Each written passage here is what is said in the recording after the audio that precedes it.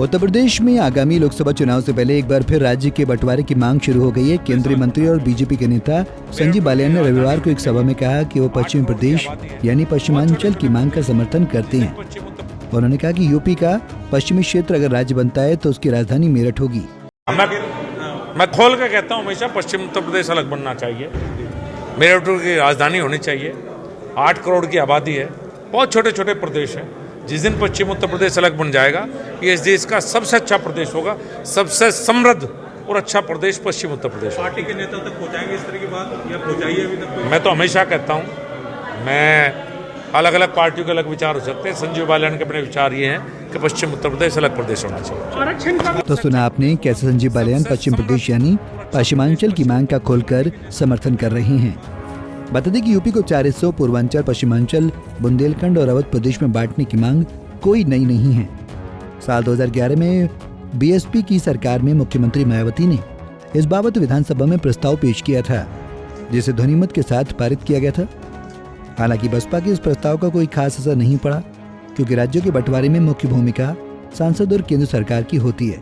लेकिन तत्कालीन बसपा सरकार के इस प्रस्ताव को जहां समाजवादी पार्टी ने सिरे से खारिज कर दिया था, वहीं बीजेपी और कांग्रेस ने इस पर कोई स्पष्ट प्रतिक्रिया नहीं दी। विपक्षी दलों ने उस वक्त बसपा के इस प्रस्ताव को राजनीतिक स्टंट करार दिया था। वहीं साल 2022 के विधानसभा चुनाव से पहले जब सीएम योगी आदित्यनाथ से इस बाबत सवाल किए गए थे, तो उन्होंने कहा था कि हम तोड़ने नहीं, जोड़ने में विश्वास रखते हैं। लेकिन अब संजीव बालियान के बयान ने यूपी के पश्चिमी क्षेत्र में नया मुद्दा जोड़ दिया है। माना जा रहा है कि लोकसभा चुनाव के पहले ये मुद्दा जोर पकड़ सकता है।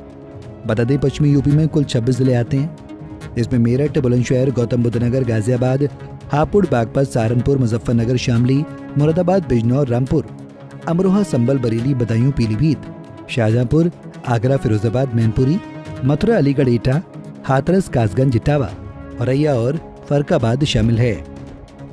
लोकसभा सीट के तौर पर बात करें तो पश्चिमी यूपी में शाहजहांपुर, बरेली, बदायूं, अमरोहा, गाजियाबाद, गौतम बुद्ध नगर, संबल, सहारनपुर, रामपुर, पीलीभीत, नगीना, मुजफ्फरनगर, मुरादाबाद, मेरठ, मथुरा, अलीगढ़, एटा, मैनपुरी, कैराना, हाथरस, फिरोजाबाद, फरक्काबाद, फतेहपुर सीकरी, इटावा, बुलंदशहर, बिजनौर, बागपत, अमरोहा, अंबाला, अलीगढ़ और आगरा शामिल हैं। लोकसभा चुनाव के ठीक पहले पश्चिमी यूपी का मुद्दा उछलना कोई छोटी बात नहीं है। ये मुद्दा राष्ट्रीय लोकदल समाजवादी पार्टी के साथ साथ बसपा की भी मुश्किलें बढ़ सकती हैं। 2019 के चुनाव के आधार पर देखें तो वेस्ट यूपी की 7 लोकसभा की सीट सहारनपुर, बिजनौर, नगीना, अमरोहा, संबल, मुरादाबाद और रामपुर में बीजेपी हार गई थी। लेकिन वो पश्चिमांचल के बहाने से जनता को इस मुद्दे पर साथ लाने की कोशिश करेगी।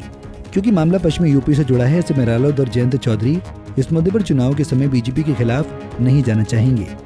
वहीं सपा और अखिलेश यादव जो राज्य के बंटवारे के खिलाफ रहे हैं, वो रालोद के साथ हैं। ऐसे में उसके सामने असमंजस की स्थिति पैदा हो सकती है। इसके साथ ही बसपा खुद इस मुद्दे का विरोध नहीं कर पाएगी, क्योंकि यह प्रस्ताव उसने ही 12 साल पहले पेश किया था। लेकिन अब देखना होगा कि आने वाले वक्त में क्या बीजेपी इस मुद्दे को भुना पाती है और कहीं ये बीजेपी की कोई नई पहल तो नहीं। Bureau report, Punjab Kesari TV. हमसे जुड़े रहने के लिए हमारे YouTube चैनल को सब्सक्राइब करें और नई वीडियो की नोटिफिकेशन के लिए बेल आइकॉन को दबाएं।